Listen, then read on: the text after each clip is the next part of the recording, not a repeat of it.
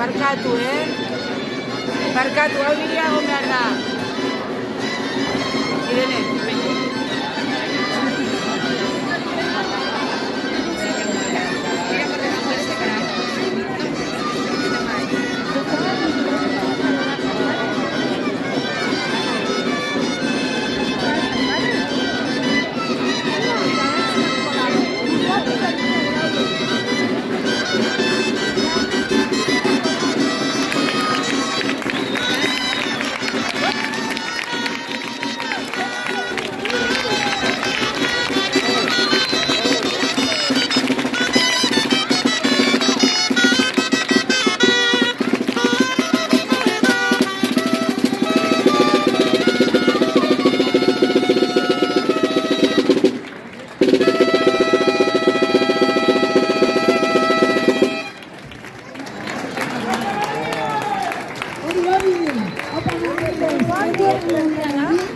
Eta ongi etorri, Bilbo Paru, buru handi berri bat, ongi etorri zuretzera Madrilez, ongituta gogortzen zaitu guk Bilboko aldezarrean, zazpikaleetan, txintxip bat zure omenez Madrilez, urte askotan zu gogoratzen jarrai dezagun.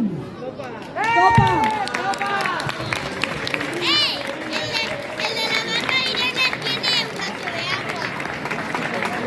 Altuago, Ba. Igoko dugu baflea denoke ondo entzuteko ez. Ondo. Ahotza badakizue, inauteriko ahotza dokadala, markatuko didazu, baina tira. Bueno, Aldezar osoan ez dago inor traje bat, txapela bat eta bizar luze bat ikusi, eta zure irudia ez da torkiona burura. Zaharrenek ere miretzita gogoratzen zaituzte, eta enbait momentu hon eman zenizkigun. Mundu hobe bat posible zela ere erakutsi zenigun. Gazteek ere ezagutu ez zaituzten arren, historio asko entzun dituzte Madrilesen inguruan. Zerilietik etorri zinela, bizirauteko kartoiak biltzen zenituela, eta Barrankielako tabernetan auzokidei ere poteak ateratzen zenizkiela. Ikusten duzunez, zure memoriak bizirik jarrautzen du gurean, eta Barrankalen, eta Aldezaharrean, eta Zazpikaleetan, eta nola ez, Bilbon. Horregaitik, txikienek ere, zure berri izan dezaten, nagusiei, nor izan zinen, azaltzea, errazteko, Bilboko 10. buru handia aurkezten dugu gaur.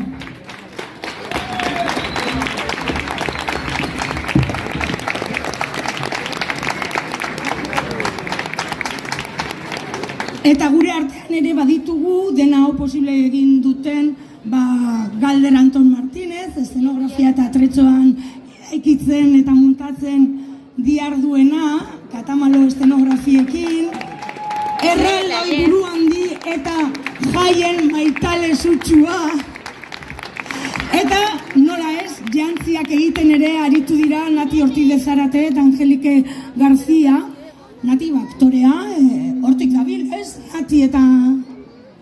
hortik daude, aipatuko ditu. Eurak egin dituzte jantziak, Nati aktorea da, Jostuna Parta, eta bai, etorri, Angelika, bai. Eta biak aritu dira lan aparta egiten. Torri, Nati. Bai.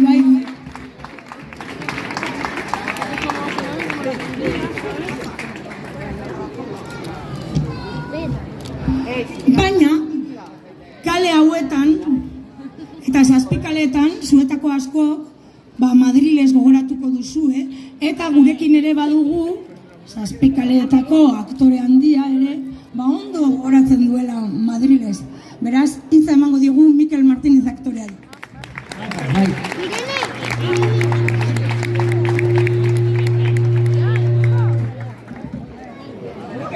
Jauzi barik, Eskenatu kire goko naiz, bestela lastima fokoren bat edo falta dela, bestela naiz inor. Eskatu didate Madrilen aurkestea eta horrela oso zahar apur bat sentitu naiz. Ustut ez dela beharrezkoa, gehienok ezagutu genuen, total 45 urte, baino ez dira pasatu. Anak ere aurkeztu du apurtxo bat, hasiko naiz hasierarekin, labur. Madrilez, bakizuen 1983ko abenduaren 30ean hil zela, orain dela 42 urtetako uholdeetan harrapatuta, ez da, taberna batean. Madrilez, Bilboko alde zaharrean, 7 kalean, bizi zen erromes bagabundo bat zen, pertsona eta pertsonaia oso ezaguna eta oso maitatua orduko auzo honetan, turistarik gabeko eta bilbotarrez beteriko auzo honetan. Pertsonaia esan dut, personalki oso jende gutxik ezagutzen zuelako, berak gutxi hitz egiten zuen berari buruz, 10-15 urte lehenago, uholdeak baino lehenago agertu zen hemendik, inork ezekien nondik, bere izena ere ez genekien, bat dirudi batzuk eta gero enteatu gara eta horrela, Iglesias abizena zeukala, badirudi, Gerra Zibilaren ostean Euskal Herrira etorri zela eta hainbat lekutan lanean egon zela, hortik irakurri dut Beasaingo kafean lanean egon zela eta gero hemendik agertu zen, ez? Berak esaten zuen Pablo Iglesiaren loba zela, norbaitek esaten zuen Errepublika garaian parlamentarioa izan zela, egia edo gezurra egia zen, nahiko bere berbaldi zelebreetan, oso parlantxina zen, ez da, kultura erakusten zuela, irakurria zela, kontrolatzen zuela. Kalez kale ibili zen, alderrai, hemendik eta handik, eta kalean lo egiten zuen, batez ere hor atxuriko arkupetan, eta oso, paisajearen parte bat zen, ez? Bera txikitsua, arropa askorekin, abrigu handi batekin, bere bizarra txuria eta ile luze zuria, txapela, zen paisajearen parte bat zen, ez? Ez bakarrik irudia, baizik eta zelan hitz egiten zuen eta horrela, ez? Ez zuen dirurik eskatzen, baina auzokideek, tabernariek, hemengo komerzianteek, batez ere atxuriko komerzianteek, plazako azokako komerzianteek, laguntzen zuten, badago esate baterako behin edo kesatu egin zen bere gurditxoa, bera ibiltzen zen gurdi batekin, eta batez ere kartoia biltzen, saltzen eta horrekin bokadillo bat jaten eta edaten, erosten eta horrela, ez da. Eta behin lapurtu zioten gurditxoa eta, jendeak dirua bildu zuen eta gurdi berri bat oparitu zioten bere izena eta guztiz, El Madriles. Oso berea zen, oso nortasun berezia, Iruñan badago buru handi bat edo el vinagres ditzen dena, ez? Hau nahiko vinagre zen, umore honez zegoenean, umore honez, eta umore txarrez zegoenean, umore txarrez. Kita daki, txabal, que no me dejas pasar. Egia esan, oso buru handi aproposa, buru handien lana horixe baita, ez da? Vinagre bat, apur bat izatea. Esan bezala, 1983ko uholdetan, taberna batean zegoen uholdeak harrapatu zuen eta hor hil zen. Konparsakide batek atera zuen, aurkitu zuen eta lokatzetik atera zuen bere gorputz txikia negarrez. Nik ere, salduko dizueten nire gauza bat edo uler dezazuen apur bat zer zen.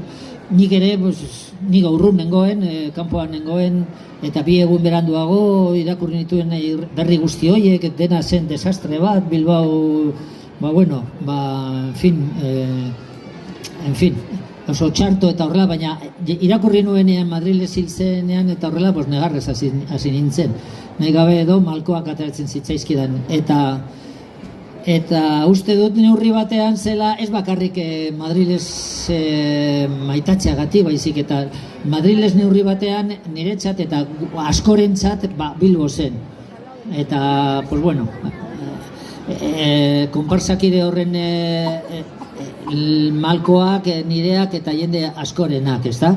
Hil zenean, orain dela 42 urte, omenaldi bat egitearena pentsatu zen, baina oso momentu desastrosoa zen, ezen gauza handirik egin, eta gaur omenaldi polita hau egiten zen. Lehen esan dudan moduan, bera nahiko vinagreaz zen, ahaztu egin zait baita ere oso umore honekoa eta berritsua, eta viva la libertad, joder, eta horrelako gauzak esaten zituela, eta oso aproposa da buru handi bat izatea. Orain konparsek erabaki dute gogoratu eta gogoaraztea hurrengo urteetan. Oso aproposa da buru handi bat izatea, eta hemendik aurrera erraldoiei bidea egingo die. Quita aquí, chaval, joder, que estás molestando. Viva la República, viva la libertad. Orduan, besterik ez hau zen gutxi gora bera, oso ondo goratuko duzue, Madriles.